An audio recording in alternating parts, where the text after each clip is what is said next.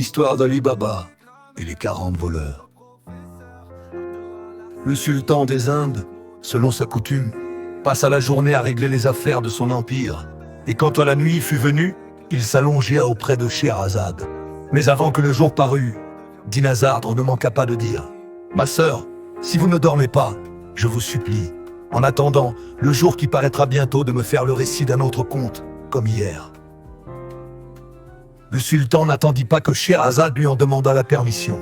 « Poursuivez, lui dit-il, vos contes étonnants, je suis curieux d'en entendre encore. » Scheherazade prit alors la parole.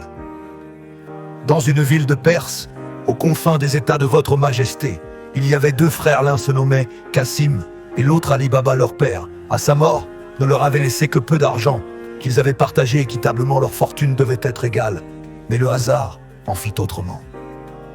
Cassim épousa une femme qui, peu de temps après leur mariage, hérita d'une boutique, d'un magasin rempli de bonnes marchandises et d'autres choses encore, qui firent de lui un des marchands les plus riches de la ville. Ali Baba, au contraire, ayant épousé une femme aussi pauvre que lui, fit loger fort loin, et il gagnait sa vie en allant couper du bois dans une forêt voisine pour le revendre le lendemain à la ville. Un jour qu'Ali Baba était dans la forêt et qu'il achevait d'avoir coupé assez de bois pour en charger ses ânes, il aperçut un gros nuage de poussière qui avançait vers lui. Il regarda attentivement et il distingua une troupe de cavaliers lancés à vive allure. Ali Baba pensa qu'ils pouvaient être des voleurs aussi. Quitte à s'éloigner avec ses ânes, il se réfugia sur une branche basse d'un gros arbre, tout près d'un gigantesque rocher. La cachette était idéale. De là où il était, on pouvait voir sans être vu. Les cavaliers grands, puissants et bien armés mirent pied à terre tout près du rocher. Il y en avait 40 hommes, chaque cavalier débrancha son cheval et prit sa valise. Elles semblèrent si pesantes à Ali Baba qu'il devina qu'elles étaient pleines d'or et d'argent.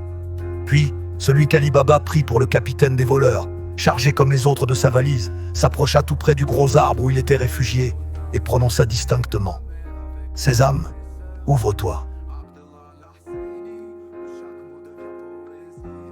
Ali Baba s'était attendu à pénétrer dans un lieu plein d'obscurité, mais il fut surpris de découvrir une salle qui recevait la lumière par une ouverture en haut du rocher.